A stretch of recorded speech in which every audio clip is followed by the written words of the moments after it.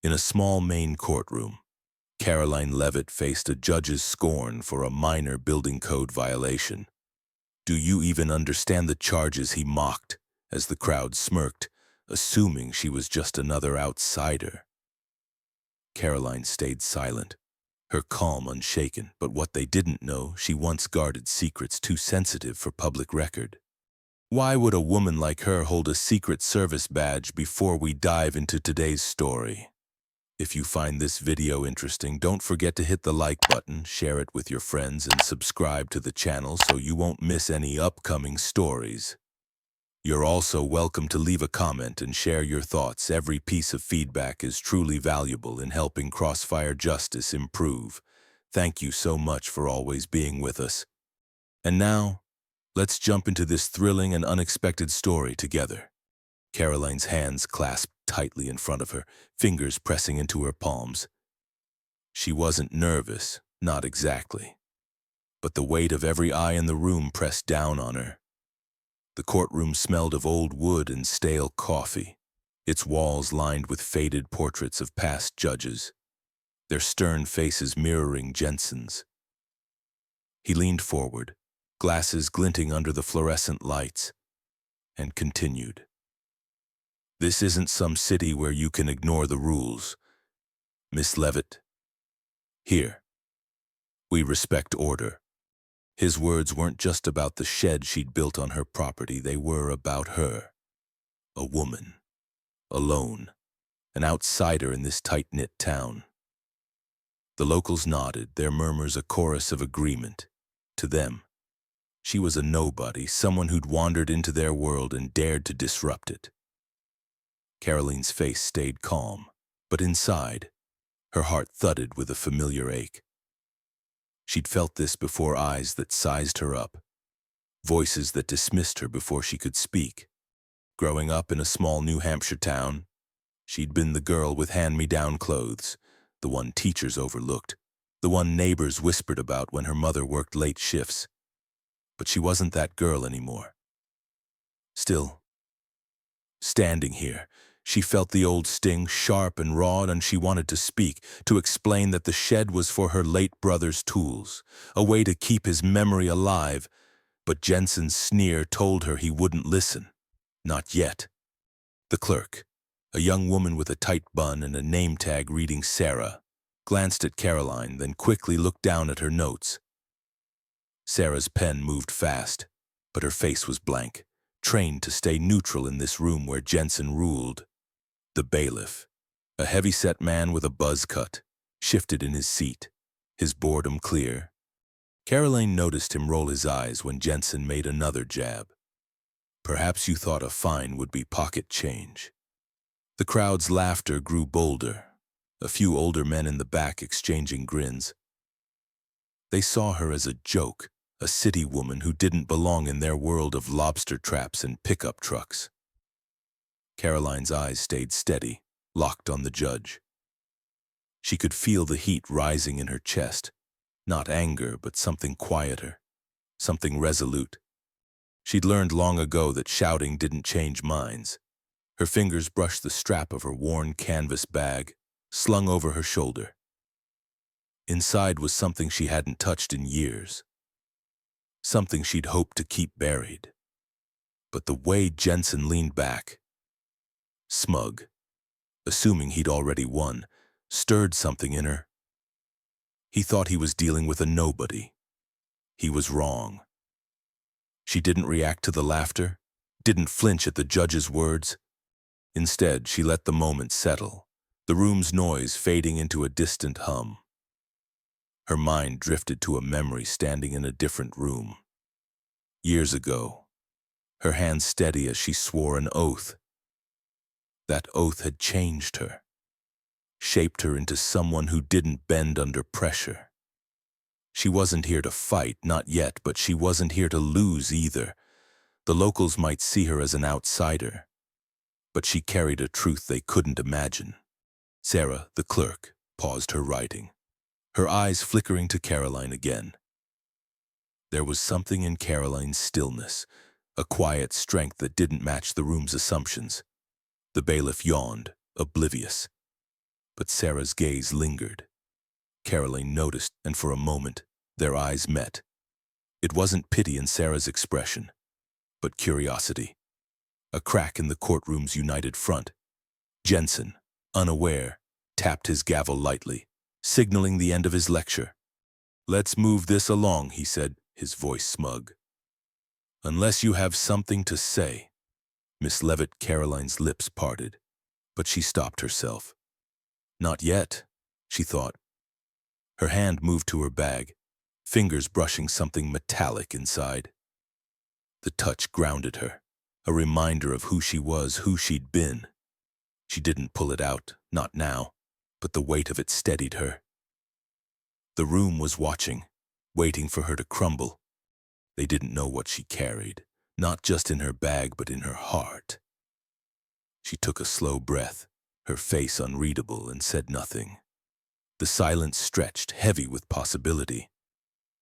What was she holding? Karoline sat in the defendant's chair, the wood creaking faintly under her weight.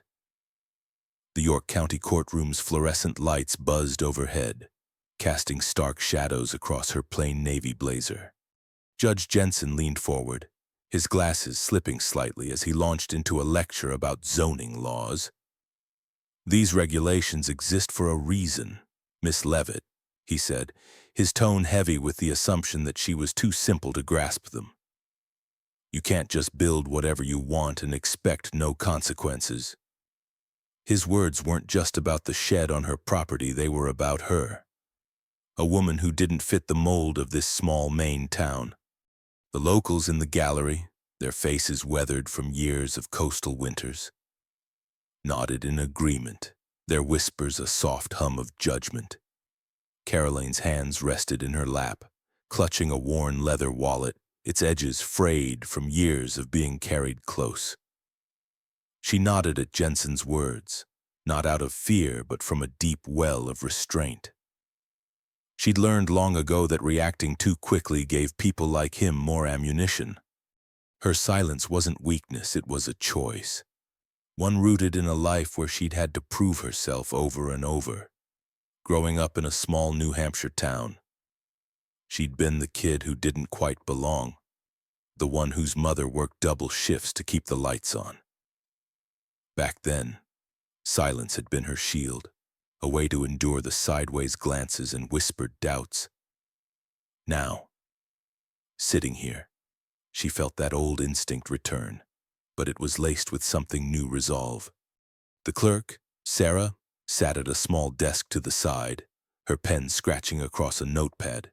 Her name tag gleamed under the lights, and her tight bun gave her a look of quiet efficiency. She glanced at Karoline, her eyes flickering with something pity, perhaps, or just detachment before looking away. Sarah wasn't about to challenge Jensen, not in this courtroom where his word was law. The bailiff, a broad-shouldered man with a buzz cut, leaned against the wall, his arms crossed. He'd smirked when Jensen made another jab. "Perhaps you thought you could charm your way out of this." The locals chuckled again, a few older women in the back exchanging knowing looks. To them, Karoline was just another city type, someone who'd bought a plot of land and thought she could ignore their rules. Karoline's fingers tightened around the wallet, its familiar texture grounding her. It wasn't just a wallet, it was a relic, a piece of a life no one in this room could imagine. Inside was a card she hadn't looked at in years, its weight heavier than its size. Her heart ached, not for the mockery unfolding now, but for the memories the wallet held. She thought of her brother, his laugh, the way he'd taught her to fix things, to build things. The shed wasn't just a structure, it was for his tools, a way to keep him close after he was gone. Explaining that to Jensen felt pointless. He'd already decided who she was, but the wallet reminded her of who she'd become, a truth she carried quietly. Sarah's pen paused, her eyes drifting to Karoline's hands. There was something about the way Karoline held the wallet, not nervously but with purpose, that caught her attention. The locals didn't notice, they were too busy nodding at Jensen's next remark. We don't bend the rules for newcomers. But Sarah did. She tilted her head slightly, her curiosity a faint crack in the courtroom's united front. Karoline felt the clerk's gaze and met it for a moment. It wasn't much, but it was enough to remind her she wasn't entirely alone. Not everyone in this room had made up their mind. Jensen tapped his fingers on the bench, his patience thinning. Well, Miss Leavitt, do you have anything to say for yourself, he asked, his voice laced with the certainty that she didn't. Karoline's lips parted, but she stopped herself. Not yet, she thought. Her fingers traced the wallet's edge, brushing the faint outline of the card inside. She could feel the room waiting, expecting her to falter. They saw her as an outsider, a woman out of her depth, but that wallet. It was more than it seemed, and so was she. Her heart beat steadily, her resolve hardening. Sarah's eyes lingered on her, a flicker of something new in her expression. What did she see? The York County courtroom felt smaller now, its air thick with tension. Karoline stood before the judge's bench, her navy blazer slightly creased, her posture steady despite the storm brewing inside. Judge Harold Jensen's voice sliced through the room, sharper than before. Miss Leavitt, questioning a clear ordinance is disrespecting this court, he snapped, his eyes narrowing as if her very presence offended him. The charge of vague building code violation for a shed on her property was flimsy, but Jensen wielded it like a weapon. People like you think you can bend the rules, he added, the words landing like a slap across her face. The locals in the gallery, their flannel shirts and weathered faces a uniform of this small Maine town, murmured in agreement, their whispers a low hum of disdain. Karoline's jaw tightened, her patience fraying like a rope stretched too thin. She felt exposed, the weight of every gaze pressing down on her. She wasn't just a defendant, she was a spectacle, a woman who dared to step into their world and now faced their judgment. Her mind flickered to her childhood, to the times she'd stood quietly while teachers or neighbors dismissed her, assuming she had nothing to offer.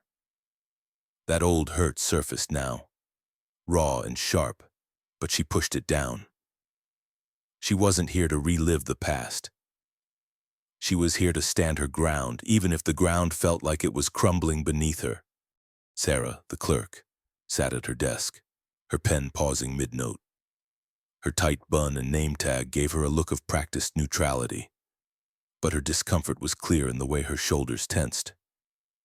She glanced at Karoline, then at Jensen, her eyes flickering with something unspoken. Karoline noticed, and it steadied her, a small thread of connection in a room that felt like a wall closing in. The bailiff, a heavy-set man with a buzz cut, leaned against the wall, his boredom giving way to a smirk as Jensen continued. Perhaps you thought you could walk in here unprepared, the judge said, cutting off Karoline's attempt to speak.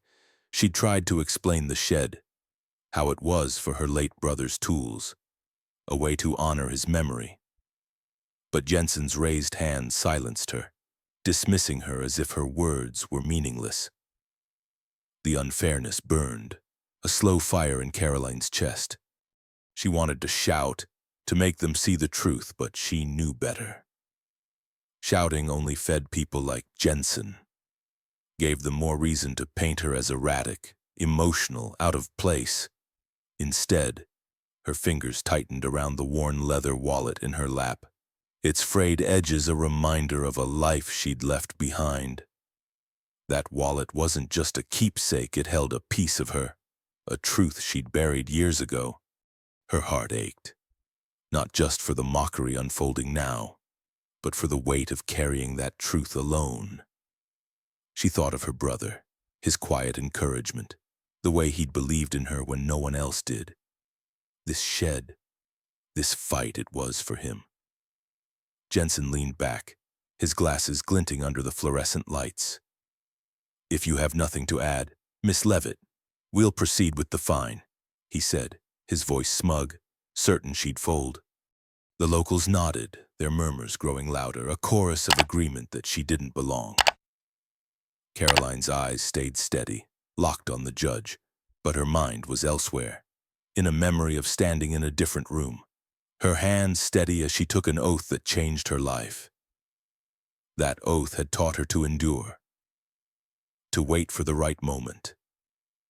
This wasn't it, but it was close. Sarah shifted in her seat, her pen still, her gaze lingering on Karoline.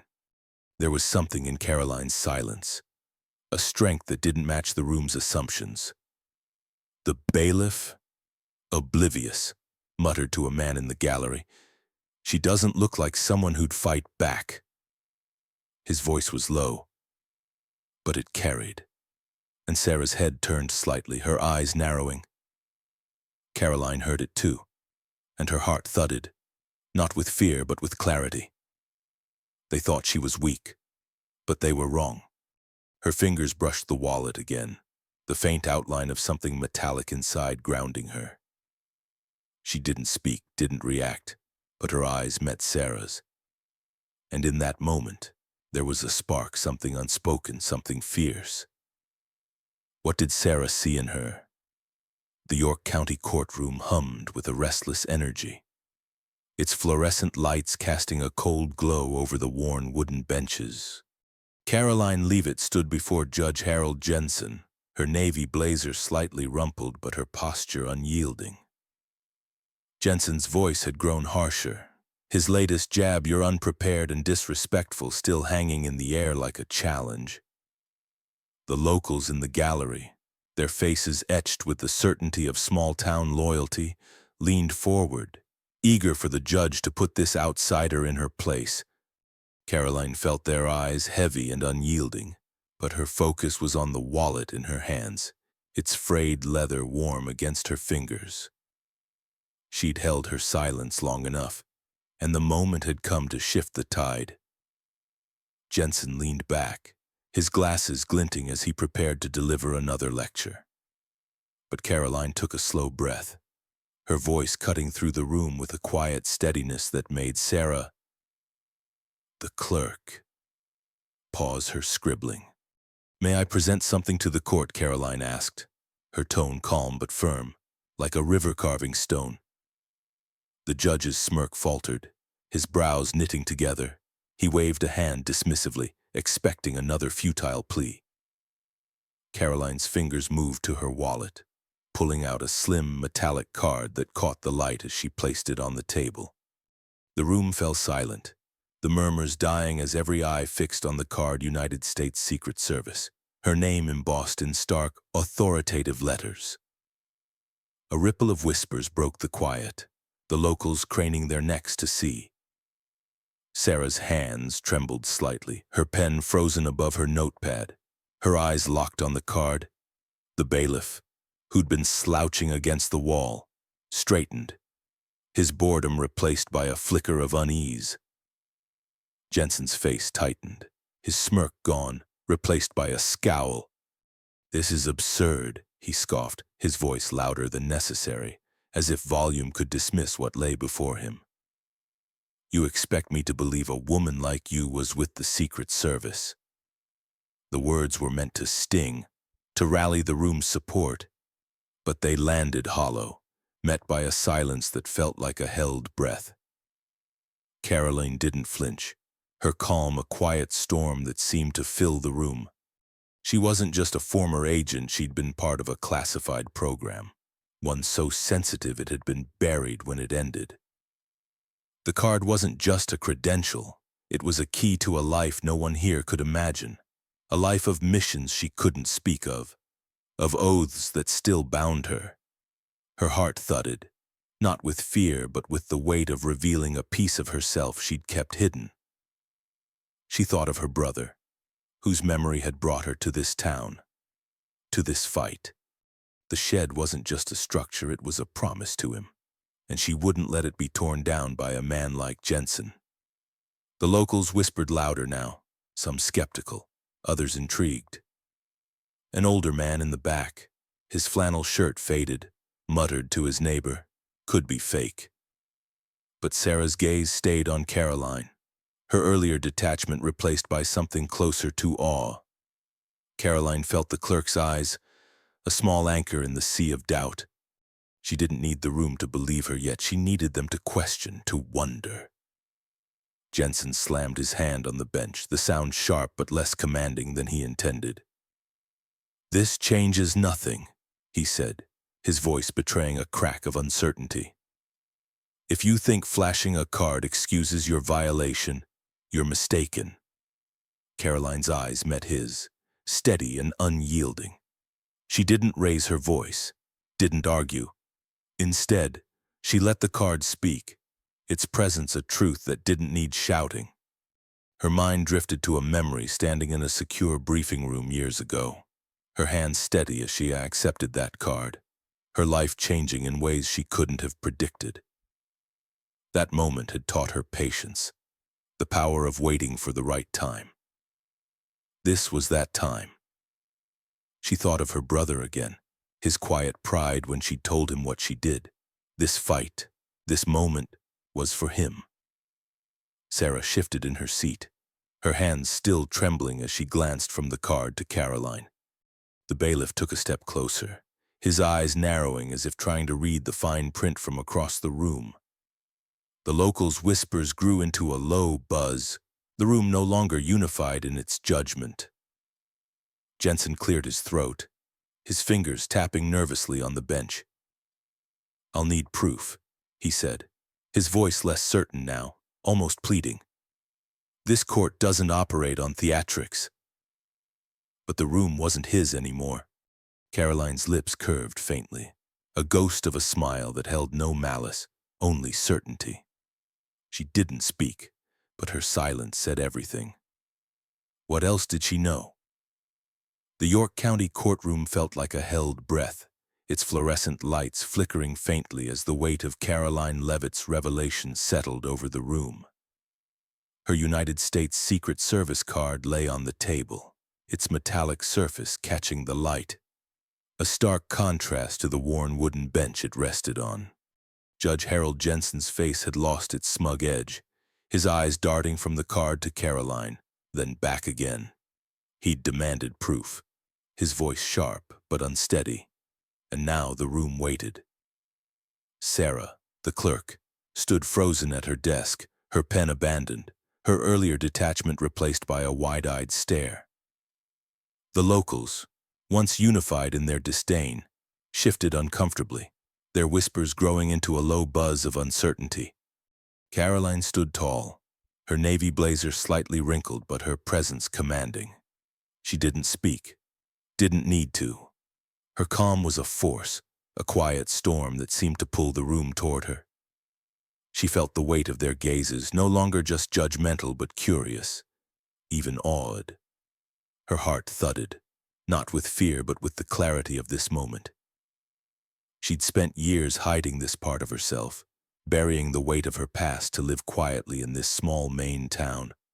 But Jensen's mockery, his refusal to see her, had forced her hand.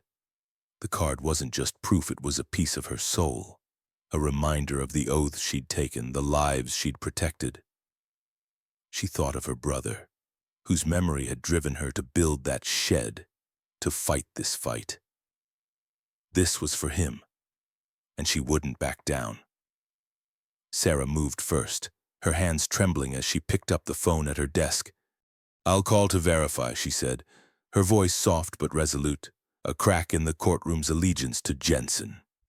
The judge opened his mouth to protest, but no words came. Sarah dialed a federal office, her fingers steady despite the tension in the air. The room watched, the locals' murmurs fading into silence as the call connected. A voice on the other end confirmed Karoline's credentials, each word landing like a stone in still water. "Karoline Leavitt, former Special Agent, United States Secret Service," the voice said, clear through the speaker. Served with distinction. The room's air shifted, the smug certainty of moments ago replaced by a ripple of gasps. From the back of the gallery, an older man stood, his gray hair neatly combed, his flannel shirt crisp despite its age. Mr. Thompson, a retired U.S. Marshal, nodded knowingly, his eyes fixed on Karoline's card. He'd seen that badge before, carried one like it in his own time. He stepped forward, his boots heavy on the wooden floor, and spoke, his voice carrying the weight of experience. "I know that card," he said, addressing the room but looking at Karoline. "And I know what it means." She's no liar. The locals turned, some pulling out phones, their fingers already tapping to record. The bailiff, who'd smirked earlier, stood straighter, his arms uncrossing as he watched Thompson approach the bench. Jensen stammered, his hands fumbling with his gavel. "This is still about the law," he insisted, his voice thinner now, less commanding. "Her past doesn't change the violation." But his words felt hollow, drowned out by the growing hum of the crowd. Karoline's eyes met his, steady and unflinching. "The law should protect, not prejudge," she said, her voice soft but cutting deeper than any shout. The words landed like a truth too long unspoken, and Sarah's head snapped up, her awe now unmistakable. The twist deepened. Karoline's program hadn't just been elite, it had guarded secrets Jensen couldn't fathom. Operations so sensitive they'd been erased from public record when the program ended. Karoline's heart ached, not for the fight but for the cost of revealing this truth. She'd left that life behind, chosen a quieter path to honor her brother's memory. But standing here, she felt the old strength return, the resolve that had carried her through missions she could never speak of. She thought of her brother's laugh, his quiet pride when she joined the service. This shed, this fight, was his legacy, and she wouldn't let it be dismissed by a man who saw only what he wanted to see. Her calm words weren't just for Jensen, they were for the room, for Sarah, for Thompson, for the locals now questioning their assumptions. The crowd's phones were out, their screens glowing as they captured the moment. A young woman in the gallery whispered to her friend, "She's somebody." The words carried, and Karoline felt them, a small warmth in the storm of this day. Sarah set the phone down, her hands no longer trembling, her gaze fixed on Karoline with something like respect. Thompson stood by the bench, his presence a quiet challenge to Jensen's authority. The judge tried to regain control, his voice rising. "We'll adjourn and review this," he said, reaching for his gavel. But Thompson stepped forward, his hand raised, his voice firm. "We're not done here," he said, blocking the door. The crowd's phones kept rolling, their lenses trained on Karoline, her card, her truth. Jensen's hand froze, the gavel untouched. Karoline's truth was no longer hers alone. What would the room do with it? The York County courtroom buzzed with a restless energy, its wooden benches creaking as the locals leaned forward, their phones glowing with the weight of what they'd just witnessed. Karoline Leavitt stood before the judge's bench, her navy blazer unassuming but her presence undeniable. Her Secret Service card lay on the table, a silent testament to a life no one here had imagined. Judge Harold Jensen's face had lost its earlier smirk, his glasses slipping as he gripped the edge of his bench. He'd tried to adjourn, to reclaim control, but Mr. Thompson, the retired marshal, had stopped him with a firm, "We're not done here." The room's air was thick, the tension like a storm about to break. Karoline's heart thudded, not with fear but with the clarity of this moment. She'd revealed her past, a truth she'd buried to live quietly in this small Maine town, but Jensen's mockery had forced her to speak. Now. She looked at him, her eyes steady, and began to recount her service, not the details, which were locked in redacted files, but the weight of it. "I served in a program that protected people, secrets, lives," she said, her voice soft but unyielding, each word stripping away the judge's authority. "I took an oath to stand for what's right, even when it's hard. Her words weren't loud, but they filled the room, a quiet force that made the locals lower their phones, their faces softening as they listened. Sarah, the clerk, stood at her desk, her earlier neutrality gone. She'd been the first to verify Karoline's credentials, and now she moved again, her hands steady as she pulled a file from a stack of papers. "Your Honor," she said, her voice clear. "There's something you need to see." She stepped forward, handing Jensen a document that showed the building ordinance had been misapplied, a clerical error he'd ignored in his rush to judge Karoline. The crowd erupted, some shouting support, others raising their phones to capture the moment. A young man in the back called out, "She's right," and the room's energy shifted. No longer Jensen's to command. Jensen's composure cracked, his hands fumbling with the file as he scanned it. "This changes nothing," he said, his voice thin, almost pleading. "I meant no harm. This was about the law, but his excuses sounded hollow, drowned out by the crowd's growing unrest. Karoline's eyes met his, her calm unshaken. She didn't need to shout, didn't need to accuse. Instead, she said, "You judged me before you knew me." The words landed like a truth too long unspoken, and that's when the truth didn't need to shout anymore. The room fell silent for a moment, the weight of her words sinking in, a climax that didn't need volume to resonate. Sarah stepped back, her face flushed with a mix of awe and resolve. She'd been complicit in her silence, but now she stood with Karoline, her small act of courage a turning point. Mr. Thompson remained by the bench, his presence a quiet anchor, his nod to Karoline one of respect. The locals, once unified in their disdain, were divided now, some still skeptical, but others moved, their phones capturing not just the drama but the shift in their own hearts. A woman in the gallery, her scarf knitted with care, whispered to her friend, "She's no outsider." The words carried, and Karoline felt them, a warmth in the storm of this day. A local reporter, a young woman with a notepad tucked under her arm, stood in the back, her phone already open to Twitter. She typed quickly, her tweet reading "Main courtroom stunned as woman reveals Secret Service past. Judge's bias exposed." The post spread like wildfire, likes and retweets piling up as the story left the room. Karoline didn't know it yet, but her truth was no longer confined to this small Maine town. She thought of her brother, whose memory had brought her here to this fight. The shed was for him, a way to keep his tools, his spirit, alive. But this moment was bigger. It was for everyone who'd been judged too soon. Jensen sank into his chair, his gavel untouched, his authority unraveling. He tried to speak, to deflect, but the room wasn't listening. His eyes darted to the crowd, to Sarah, to Thompson, searching for an ally and finding none. Karoline stood tall, her wallet now open in her hands, revealing a faded photo inside a younger her, standing with her brother, both smiling in a moment before life grew heavy. Her heart ached, not for the fight but for the cost of this day. She'd wanted to live quietly, to honor her brother in peace. But Jensen's prejudice had pulled her back to a strength she'd almost forgotten.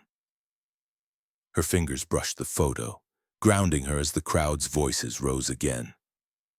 The reporter's phone buzzed with notifications, her tweet already reaching beyond Maine.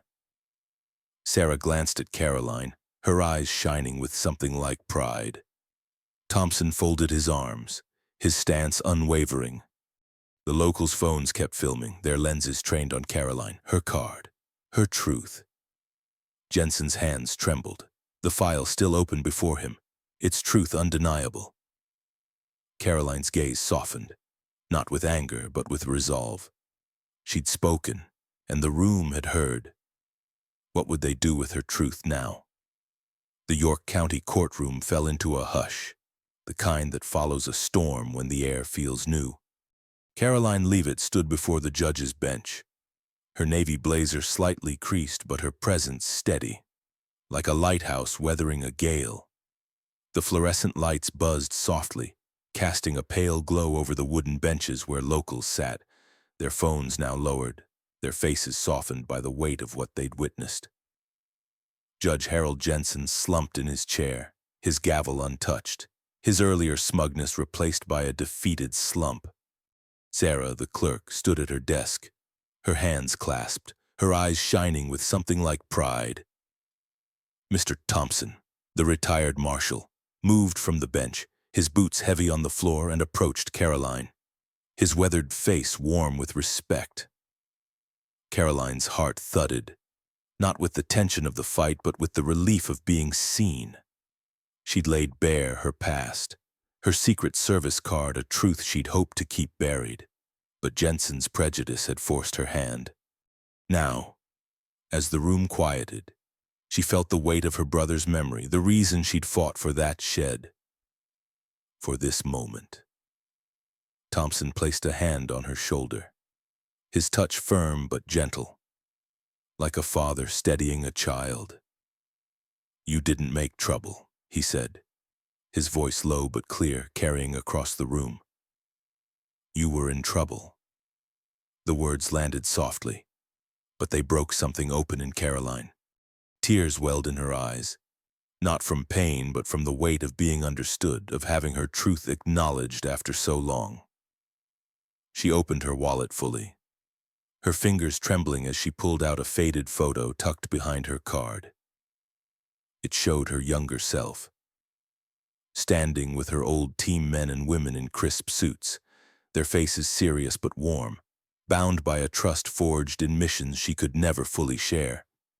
They'd been her family, her strength, in a program so sensitive it had been shut down not for failure but because its secrets were too heavy for the world to know. The crowd leaned forward, some craning to see, their whispers replaced by a respectful silence. Sarah stepped closer, her name tag glinting, and handed elsewhere not provided. Sarah stepped forward, her own eyes misty, and handed Karoline a tissue. The gesture was small, but it carried the weight of a bridge built where none had been before. Karoline took it, her fingers brushing Sarah's. A quiet connection in a room that had once felt like a wall. Jensen cleared his throat, his voice barely above a mutter. I apologize, Miss Leavitt," he said, the words stumbling out, hollow against the truth Karoline had laid bare. But it wasn't his apology she needed. It was the crowd's respect, the way the locals looked at her now, not as an outsider, but as someone who'd stood taller than their prejudice. A young woman in the gallery, her scarf knitted with care, nodded to her friend, her eyes soft. "She's a hero," she whispered, and the words carried a ripple in the room. Karoline felt them, a warmth that eased the ache in her heart.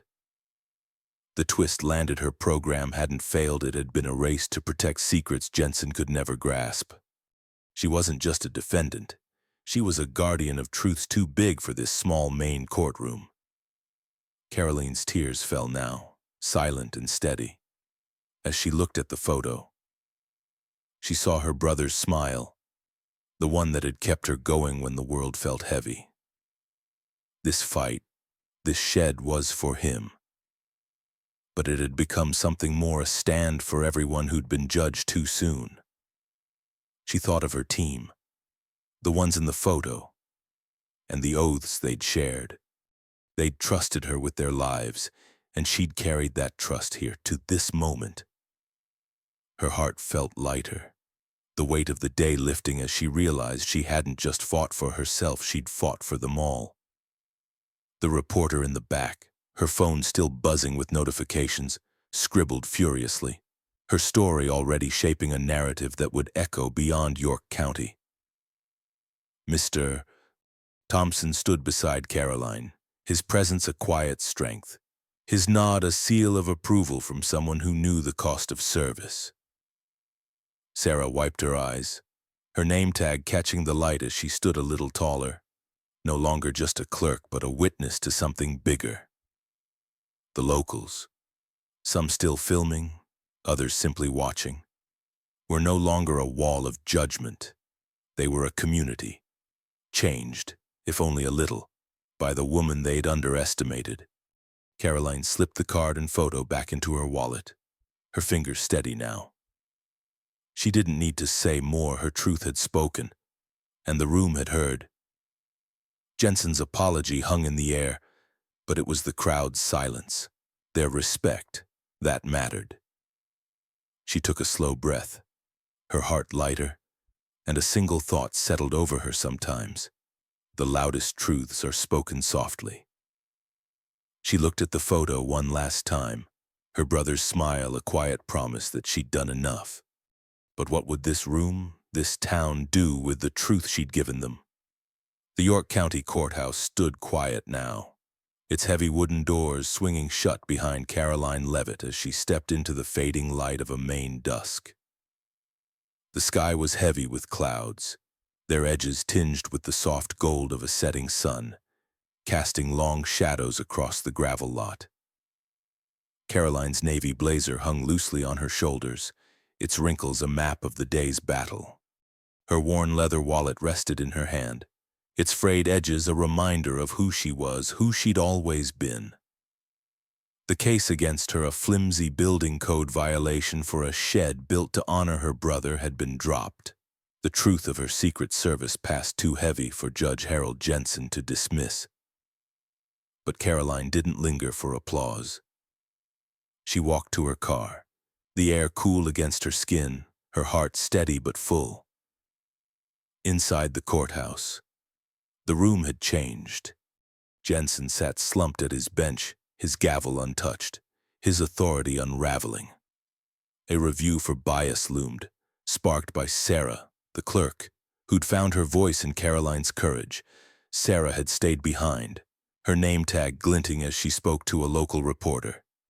Her words careful but firm. "We need better training for judges," she said, her petition already forming in her mind. The locals, once quick to judge Karoline as an outsider, were quieter now, their phones still buzzing with videos of the day's events. Those videos had gone viral, shared across platforms with captions like "Woman Shocks Court" and "Justice in Maine." Karoline's story was no longer hers alone, it was a spark, igniting debates about fairness in small-town courts. Karoline slid into her car, placing the wallet on the passenger seat. She didn't turn on the radio, didn't need the noise. The silence felt right, a space to hold the weight of what had happened. She thought of her brother, his laugh, the way he'd taught her to build things, to fix things. The shed was for him, a place for his tools, a way to keep his memory alive. But today had been more. It had been a stand against a world that judged too quickly, that saw only what it wanted to see. Her heart ached, not with pain but with a quiet pride. She'd honored her brother, not just with the shed but with her courage, her refusal to bend under Jensen's disdain. The drive home was slow, the main roads winding through pines and past weathered barns. Karoline's mind drifted to her team, the men and women in that faded photo she'd shown the court. They'd trusted her with their lives, and she'd carried that trust into this fight. Her program, shut down for its sensitive secrets, had shaped her, taught her that truth didn't need to shout, it needed only to stand firm. She thought of Mr. Thompson, his hand on her shoulder, his words, "You didn't make trouble. You were in trouble." A balm to a wound she hadn't realized she carried. And Sarah, whose small act of handing her a tissue had felt like a bridge, a connection forged in a room that had once been a wall. Local news vans had begun to gather outside the courthouse as Karoline drove away, their cameras trained on the steps where she'd stood. The reporter's tweet had spread, picked up by stations in Portland and beyond, sparking conversations about prejudice in the justice system. Sarah's petition gained traction, signatures piling up from locals who'd been in the gallery, who'd seen Karoline's calm strength and felt their own assumptions shift. A woman in a knitted scarf, who'd called Karoline a hero, shared the video with her church group, her voice trembling as she spoke of fairness. The change was small, but it was real, a ripple from a single woman's stand. Karoline pulled into her driveway, the shed visible in the fading light, its simple frame a testament to her brother's memory. She didn't go inside right away. Instead, she sat in the car, her wallet in her lap, the photo of her team tucked safely inside. She didn't need revenge, didn't need Jensen's downfall. Her victory wasn't loud, but it was deep, like a sunset settling over the horizon. She'd stood firm, and a room had changed. A town had listened. Her brother's memory was safe, and so was her truth. The final line lingered in her mind, a truth she'd carried through the day. Truth doesn't whisper. It's loud when someone dares to say it. Karoline stepped out of the car, the wallet in her hand, and looked at the shed. It stood steady, like her. In that quiet Maine town, everyone now knew her name. But what would they carry forward from this day? Karoline's wallet rested on the seat beside her, its frayed edges catching the last light of dusk. She didn't look back at the courthouse. The silence of the Maine evening was enough, heavy with a justice that didn't need cheers. Her brother's smile lingered in her mind, a quiet anchor. Had the town truly changed? Or was it just listening now sometimes? The softest truths carve the deepest marks. And maybe that's enough.